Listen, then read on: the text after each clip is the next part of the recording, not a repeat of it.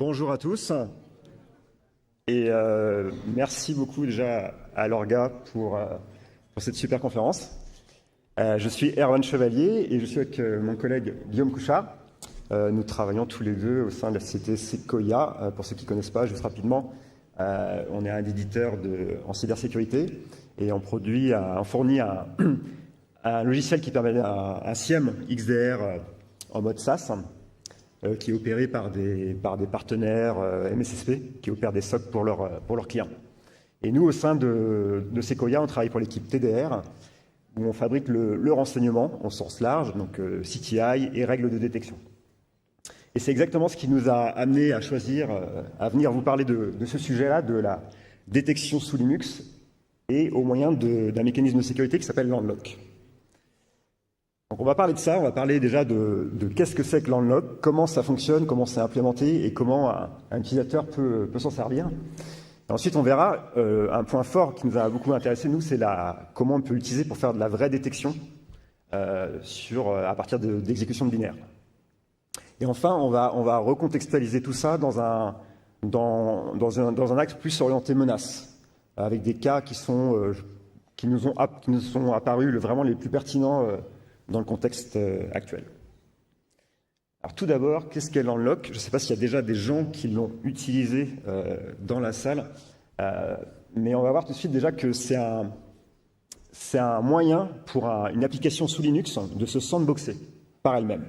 Donc sandboxer au sens vraiment se restreindre ses droits. Donc c'est l'application qui va d'elle-même restreindre ses droits.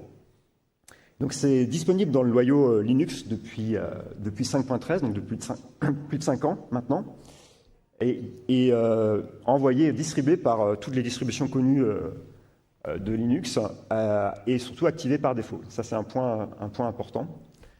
Et même si ce n'est pas non plus hyper connu, il y a quand même des premiers utilisateurs qui sont assez connus, qui le font.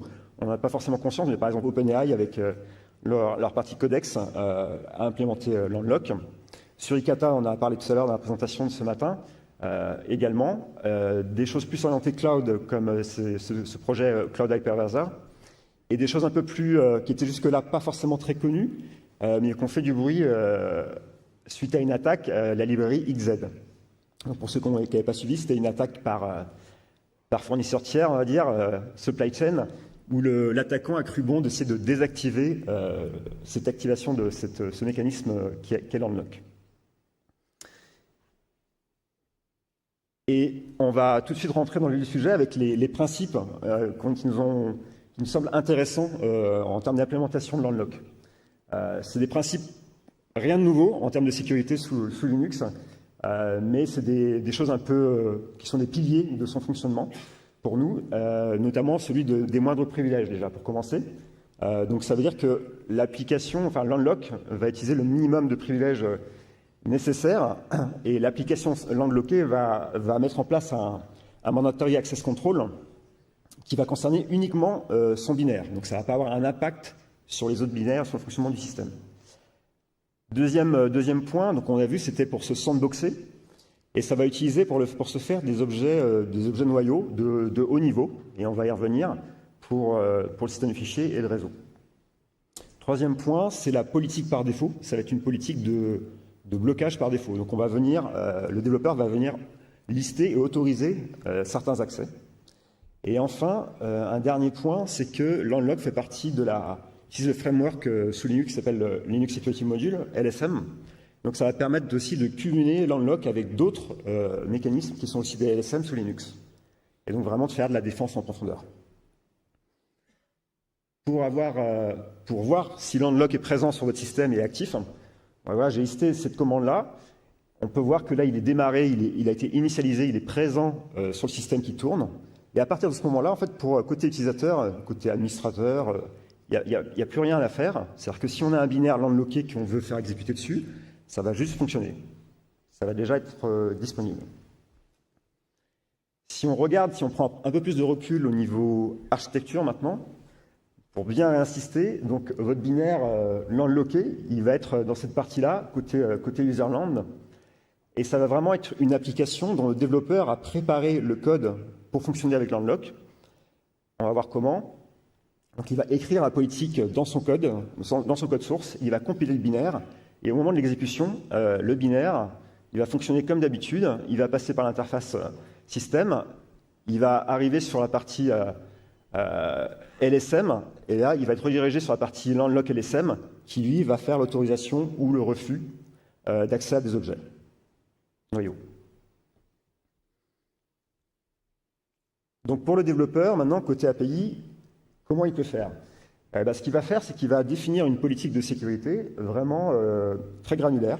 Donc il va créer des règles avec cet appel système, et il va pouvoir déterminer, fixer les droits sur des objets, donc sur des fichiers sous Linux ou sur un TCP socket. Et donc un exemple très simple dans la version Go, pour donner des droits en lecture seule sur un répertoire, ça va être cette ligne de commande qui va donner accès au /var /lib /htdocs. Ensuite, cette règle-là, il va venir l'embarquer dans un rule set qui va compiler les règles ensemble et faire assurer une homogénéité de l'ensemble de la politique. Et enfin, dernier appel système, le restrict self, c'est que dans son code applicatif, c'est le moment où il va vraiment activer landlock. Donc, à partir de ce moment-là, le landlock va être, la politique va être activée, elle ne pourra pas être retirée, et donc tout ce qui va se passer ensuite dans le flux d'exécution du binaire va en dépendre. Donc, on peut penser au processus FIS, aux threads, vont dépendre de vont être concernés plutôt par cette politique. On va prendre un peu plus rentrer dans le détail des droits d'accès. Donc, comme j'ai dit, il y a deux catégories. Il y a le système de fichiers.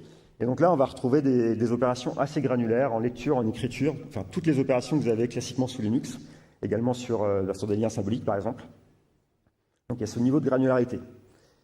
Côté réseau, on est un peu plus limité, c'est un peu plus récent dans l'unlock, mais on va avoir accès du coup au socket TCP, en bind et connect, et à tout un range de ports qu'on va pouvoir autoriser. Et globalement, ensuite, pour le développeur, l'idée principale, ça va être il y a une idée d'implémentation qui va être un mode best effort, qui est assez pratique, c'est-à-dire que le développeur va pouvoir choisir son niveau d'ABI de l'unlock, qui définit en fait les niveaux de fonctionnalité accessibles. Et ce mode best effort va faire en sorte qu'il y ait une rétrocompatibilité. Parce que le binaire, il va quand même fonctionner, même si le noyau sur lequel il tourne n'a pas toutes les fonctionnalités, les dernières fonctionnalités demandées par le développeur. Il va essayer d'utiliser les meilleurs, le plus haut niveau de sécurité. Maintenant, si on s'intéresse à un petit exemple concret assez simple, exemple démo.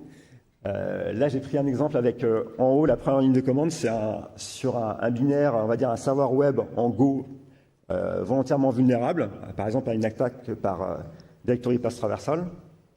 Et donc là, le développeur a juste indiqué, encore une fois, là, le chemin auquel il autorise son binaire d'accéder. Donc là, un répertoire, un dossier de serveur web. Donc le binaire va uniquement avoir accès à ce répertoire-là. À l'exécution, qu'est-ce qui va se passer? C'est ce qu'on voit en dessous.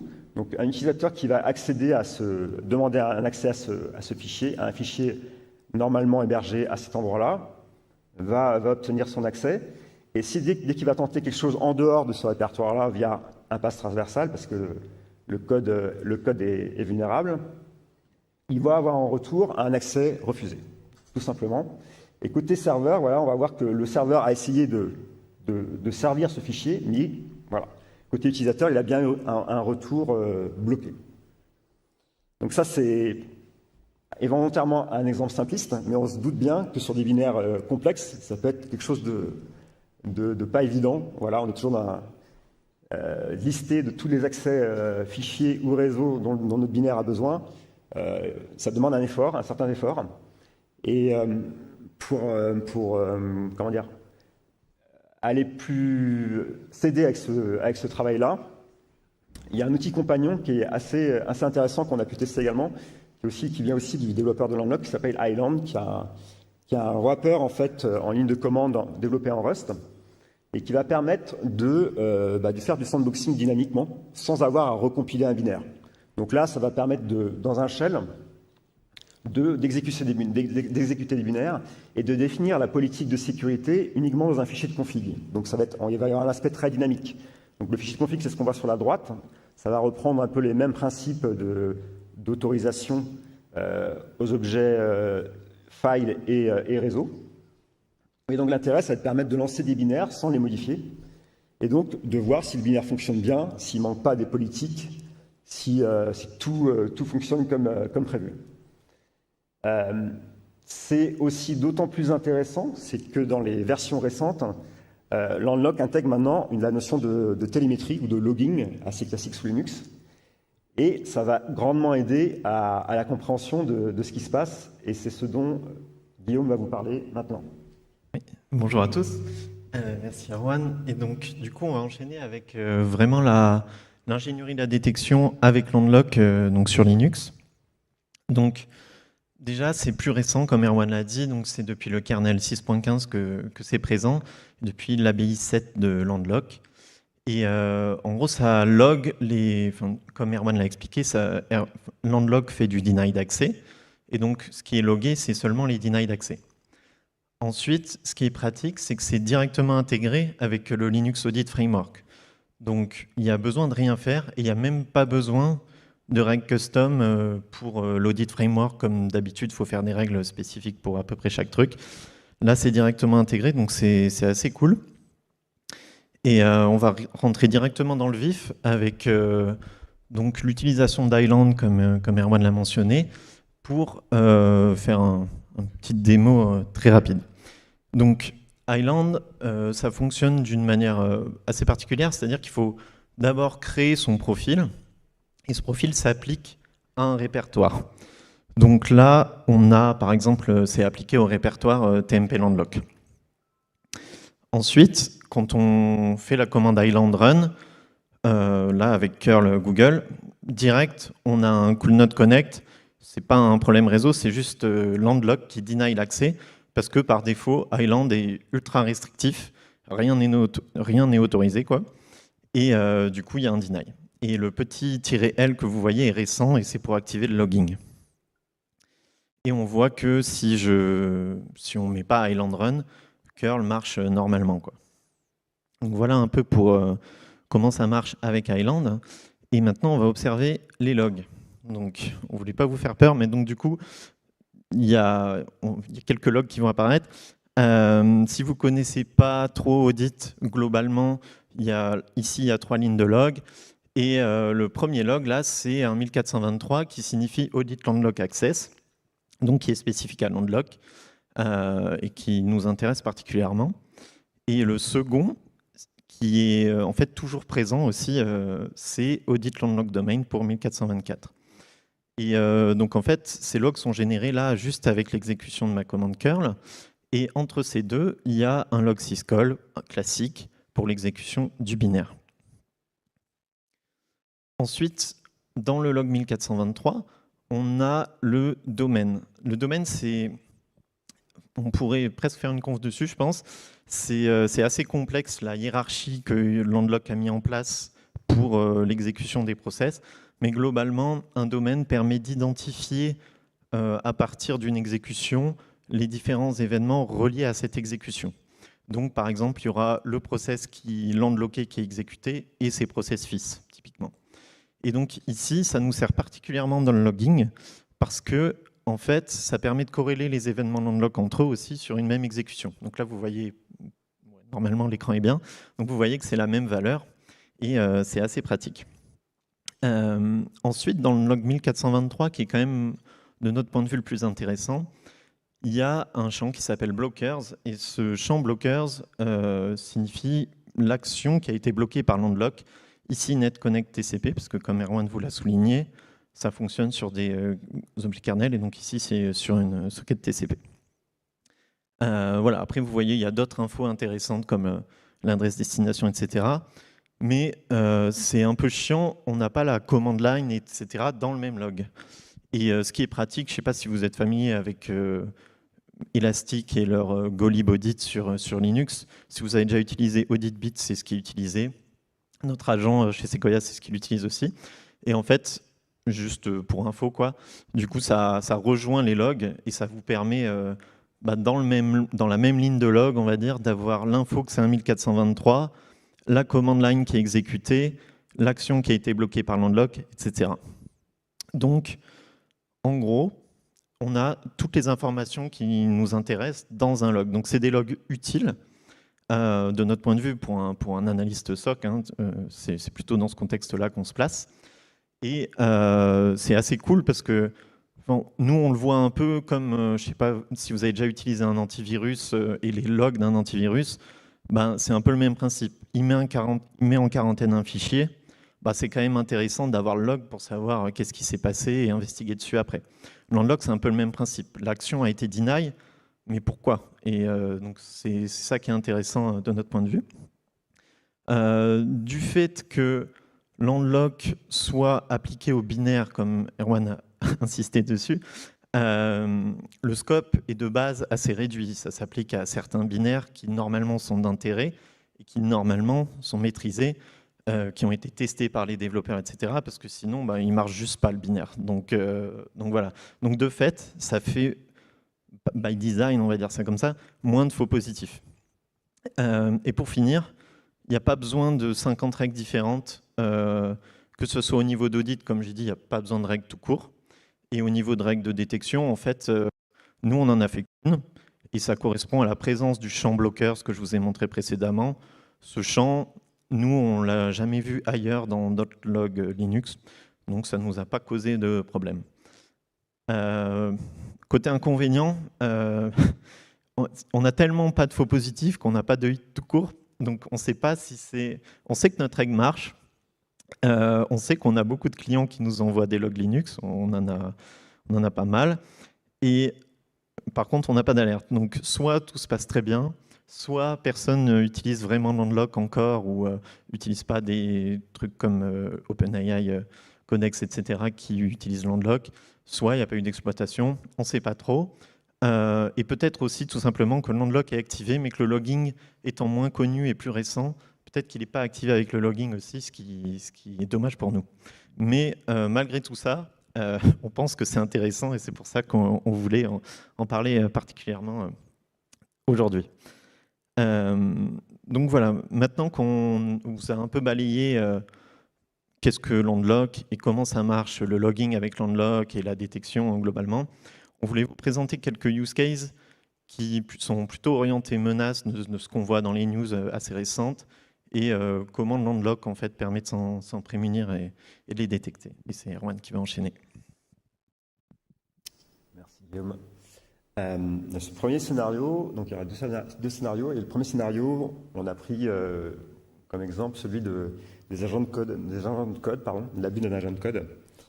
Tout simplement aussi parce que, comme je pense tout le monde ici, en testant l'utilisation de ces outils, je me suis assez vite rendu compte qu'ils demandaient des accès à beaucoup de choses, enfin, potentiellement ils avaient accès à beaucoup de choses, et ça me semblait être quand même assez dangereux de les utiliser sans aucune protection. Donc il y a une explosion de ce nombre d'outils, j'en ai listé pas mal ici. Certains ont même une sandbox embarquée, donc c'est plutôt cool. Certains ont des fichiers de configuration dans lesquels on peut vraiment indiquer ce à quoi ils ont accès, ce à quoi ils n'ont pas accès. Mais même avec ces mécanismes-là, les codes sont récents, mais il y a déjà des vulnérabilités sur ces mécanismes-là qui sont tombés, sur les sandbox. Il y a déjà aussi pas mal de prompt injection pour essayer de bypasser ces sandbox.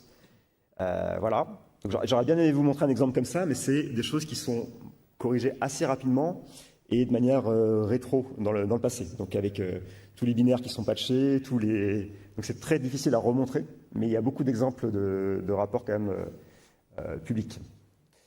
Et au-delà de cet aspect-là, il y a l'aspect aussi utilisation d'un développeur dans un milieu d'entreprise.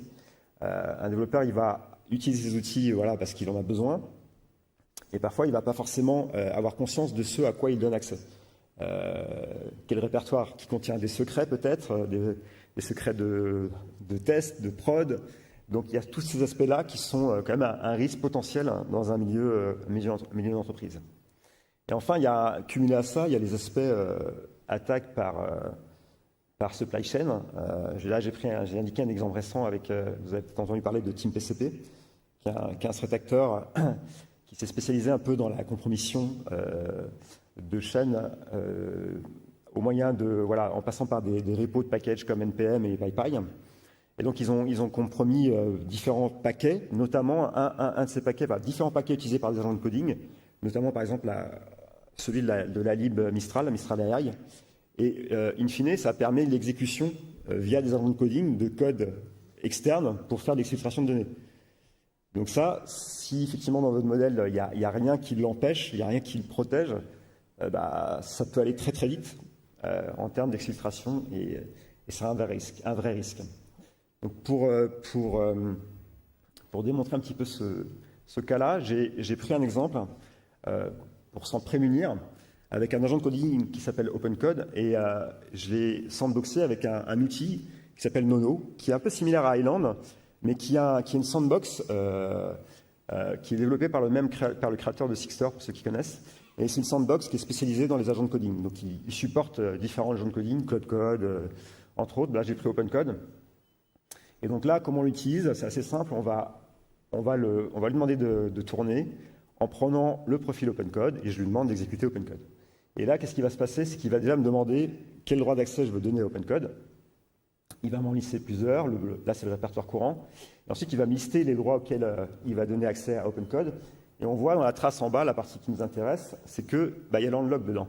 En fait, Nono utilise l'unlock, il utilise seccomp pour assurer le sandboxing des applications qu'il exécute. Là, pour la démo, je l'ai patché avec la dernière version de l'unlock pour avoir justement le logging, mais ça risque d'arriver assez vite dans les versions release. Donc là, la sandbox est appliquée. OpenCode tourne. Donc là, pour tester un peu la sandbox, je fais un truc assez simple. Je lui demande est-ce qu'il peut accéder au répertoire de configuration de ma machine. Voilà, typiquement. Donc là, en général, ce qui se passe, c'est qu'il va demander, il y a un prompt qui est montré à l'utilisateur, ce qu'on voit en bas, il va demander est-ce que j'autorise l'accès ou pas. Donc là, je vais autoriser l'accès et voir comment il se comporte. Et ce qui va se passer, c'est qu'OpenCode va essayer d'exécuter plusieurs commandes pour accéder à /etc. Il ne va jamais y arriver, évidemment, puisqu'il est sandboxé par l'unlock, in fine. Et donc là, c'est ce qui me dit en sortie, il se rend compte qu'il est sandboxé. Et concrètement, au niveau événement, comme on a vu avec Guillaume, on a plein d'événements intéressants dans un SIEM qui vont nous permettre de remonter et voir que OpenCode a été bloqué. On voit les bloqueurs sur la droite, de la colonne de droite, par l'unlock. Et pour quelle commande il a été bloqué, on a la ligne de commande ensuite qui apparaît. Donc c'est un exemple assez trivial, assez simple, mais on peut imaginer des choses plus intéressantes à capturer dès qu'un agent de coding pourrait être abusé via une attaque par supply chain et pouvoir facilement le détecter, même si l'utilisateur ne s'en rend pas compte. Côté SIEM, côté SOC, pouvoir réellement s'en rendre compte et s'en prémunir. Donc après ce premier scénario, on va passer sur un second scénario, toujours orienté supply chain, mais plus directement vulnérabilité, et en particulier concernant les containers.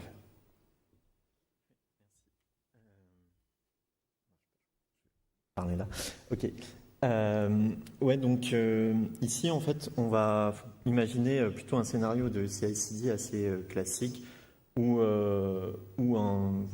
ça poule une image régulièrement et cette image est habituellement légitime bien sûr et malheureusement cette image est compromise et du coup on voit pas vraiment qu'on poule une image malveillante à la fin.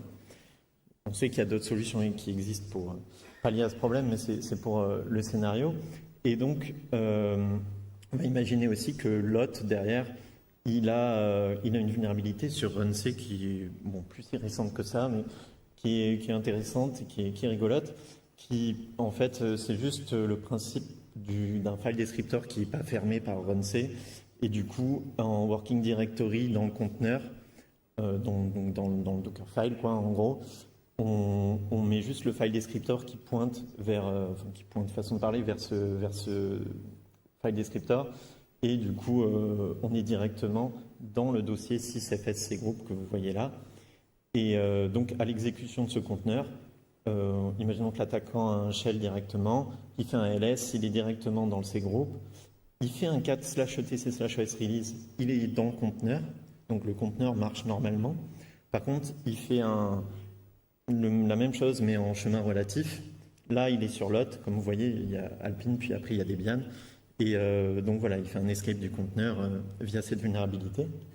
Et donc, nous, on voulait mentionner un peu Landlock pour cet usage, parce que c'est globalement Landlock, pour ceux qui connaissent, je pense que le cas de patching, enfin de se prémunir de vulnérabilité est un des cas connus de Landlock. Et ça peut aller assez loin finalement, enfin on peut imaginer pas mal de use cases. Et nous, on va imaginer le cas de sécuriser un entry point pour une image Docker par exemple. Et donc ici, c'est simplement l'agent qui va remplacer l'entry point, qui va sécuriser l'entry point. Et donc c'est un simple code Go. Donc là, on met le V8 parce que comme l'a dit Erwan, le Landlock avec le logging, c'est accessible que depuis le V7. Donc voilà. Ensuite, il y a le Enable Logging for Subprocess, qui est une fonction de Landlock dont on n'a pas parlé. Mais en gros, pour le logging, il y a différents flags. On peut un peu customiser le logging. Et en mettant cette fonction, ça permet de log tout ce qui est exec-VE. De base, c'est pas fait par défaut. Donc c'est quand même assez utile de l'enable. Et ensuite, on autorise simplement des chemins un peu classiques de conteneurs. C'est pour la démo, je me suis pas trop embêté. Et ensuite, on va reprendre l'entry point initial. Donc en gros, on écrase l'entry point original avec notre _entry point secure agent. Et ensuite, on reprend quand même l'entry point initial comme si c'était un peu une chaîne automatisée qui fait ça à la chaîne. Et on voit que dans le conteneur, cette fois, si l'attaquant fait un ls, il a un permission denied. Le cat /etc/os release, il marche toujours parce que là, on est dans le cadre du conteneur. Et le chemin relatif, il marche plus parce que Landlock, en fait, capte que c'est pas du tout le même namespace entre le conteneur et l'hôte. Et du coup, il va bloquer tout ça. Et donc, ce qui est assez pratique, voilà, il y a d'autres solutions qui existent, bien sûr, mais pour le cas de Landlock, on trouvait ça assez intéressant pour se prémunir de vulnérabilité. Et donc tout ça, ça nous donne des alertes, par exemple. Et surtout, on voulait dire que c'était utile Landlock pour se protéger de vulnérabilités connues et inconnues. Donc là, vous l'avez vu, si on maîtrise bien ce qu'on souhaite, on peut définir bien en amont quels sont les accès autorisés ou non. Et du coup, dans un cas comme ça, si une vulnérabilité comme ça sort, Landlock bloque quand même l'accès. Et donc c'est quand même assez cool à ce niveau-là. Donc voilà, on voulait en parler. Et aussi le logging Landlock, je pense que dans ce cas-là, c'est aussi ultra utile pour voir toute tentative d'exploitation de vulnérabilité au sens large, quoi. Et ce qui intéresse toujours. Donc voilà pour les scénarios. Maintenant, on va conclure tout court. Donc Landlock, globalement, vous l'avez compris, c'est utile pour bloquer des actions, mais c'est utile aussi pour la détection, puisque depuis que le logging est enable, ça permet quand même pas mal de choses sympas. Ça permet de se prémunir d'exploitation de vulnérabilité, même si c'est pas infaillible comme tout, mais ça permet quand même de s'en prémunir assez bien. Pareil pour tout ce qui est supply chain attack. Ça permet aussi d'autres choses, c'est les deux seuls qu'on a listés là, mais il y a plein d'autres use cases possibles. Et tout ça pour dire que c'est globalement le principe de la défense en profondeur qui est applicable partout. Et Landlock permet de le faire extrêmement bien puisqu'il est au niveau du binaire, il se combine avec d'autres LSM. En plus, il y a le logging qui permet au CIEM d'avoir différentes alertes, etc. Donc finalement, c'est assez complémentaire avec tout ce qui existe actuellement et on pense que c'est assez sous-utilisé. Et donc voilà pourquoi on voulait en parler aujourd'hui. Merci à tous. Et,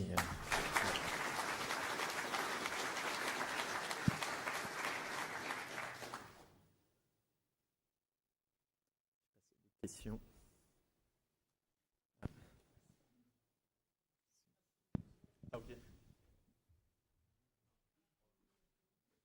1, 2. Et bonjour. Du coup, une question par rapport à ce Landlock et d'autres outils comme SE Linux et AppArmor. Vu que là, c'est au niveau du développeur qui va définir ses règles directement quand il développe son logiciel, Est-ce qu'il y a par exemple un moyen de, OK, on a des règles de landlock, est-ce qu'on peut générer automatiquement des règles pour SE Linux ou du APP Armor? Parce que c'est quand même sacrément casse-couille à écrire la main après. C'est une bonne idée. Là, on n'a pas testé cette façon de faire. Je pense que ça pourrait se faire, effectivement. Ça pourrait être une bonne idée, effectivement. Mais après, ouais, je pense qu'on se place. Enfin, vous avez cité d'autres mécanismes de sécurité, effectivement, sous Linux. On n'a pas fait un peu la comparaison. On a essayé de faire l'exercice, mais on ne l'a pas présenté. Ils sont complémentaires, mais je ne pense pas qu'on ferait exactement la même chose avec. D'accord. Voilà. Et ce Linux aussi, ça nécessite des droits privilégiés sur le système. Là, l'unlock, c'est pas le cas. Voilà. En termes de performance, aussi peut-être des petites différences. L'unlock, ce qu'on a vu, ça n'a pas l'air d'avoir beaucoup d'impact en termes de performance. Donc voilà. Mais c'est une bonne idée, je le note.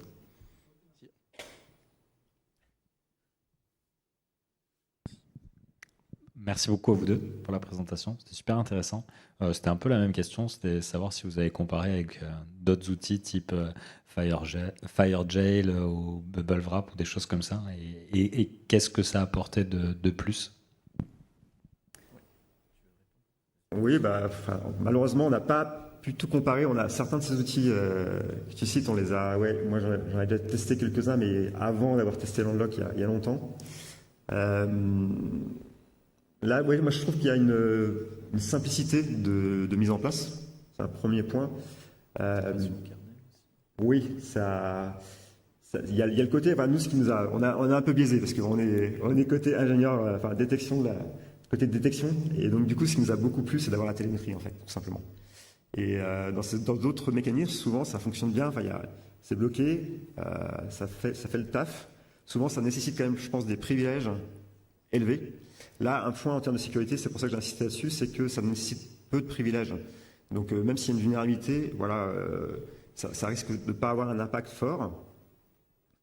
Tu voulais ajouter un chose? Oui, ce qui est cool aussi avec l'unlock, c'est vu que c'est le binaire qui se sandbox tout seul, on peut le mettre partout après. C'est assez indépendant. Tu vois, c'est pas un admin système qui va gérer le truc normalement. C'est un sacré avantage aussi, quoi. En termes de déploiement, peut-être, c'est intéressant. Merci beaucoup.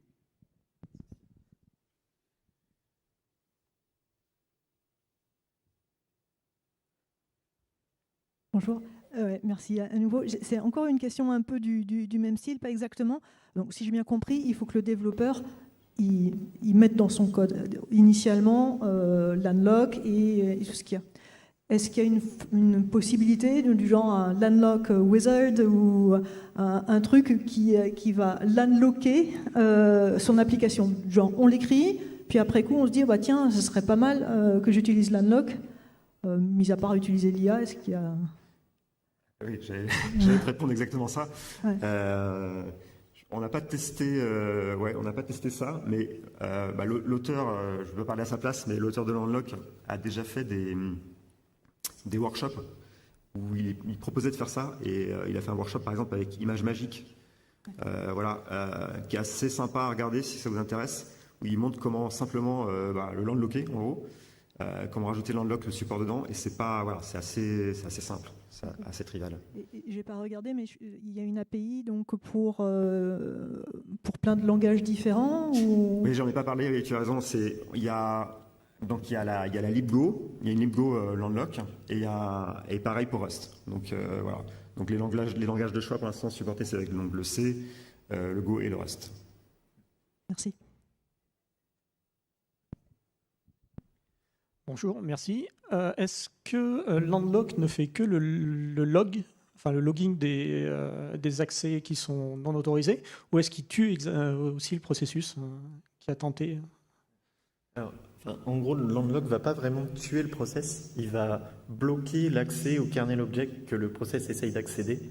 Donc en fait, pour le système, il y aura toujours l'impression que l'action a été effectuée. Donc ça, on ne détaille pas. Et donc non, il bloque l'accès. Il y a le logging du blocking d'accès, mais il n'y a pas de kill de process. Ce qui est bien, du coup, le binaire fonctionne normalement quand même, en fait, à part de manière non voulue. Voilà.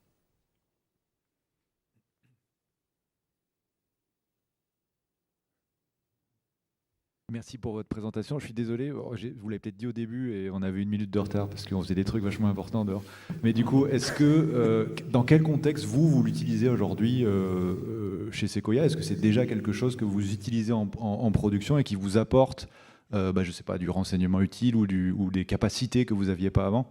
Ou est-ce que c'est de l'expérimental encore à ce stade et vous cherchez des scénarios À la base, c'est quand même plus de l'expérimental parce que le créateur de Landlock est à Rennes aussi, un pote d'Erwan.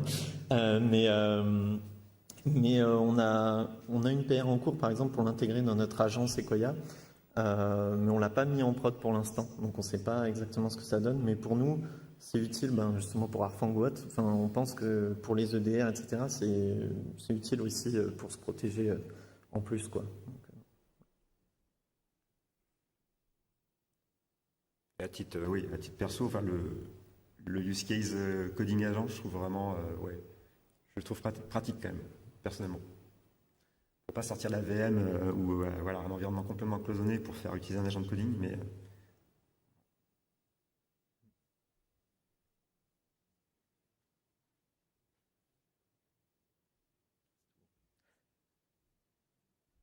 merci. Oui, sur l'exemple agent tout à l'heure, en y réfléchissant rapidement, si on lui donne read-write sur le home, il peut réécrire le bash RC. Et du coup, après, la prochaine fois qu'on se login, il a quand même code exec. Tout à fait. Après, on peut, faut toujours se poser la question de savoir effectivement qu'est-ce qu'on va autoriser, qu'est-ce qu'il faut réellement, à quel endroit il faut le faire. Effectivement, autoriser son home, c'est peut-être pas une bonne idée.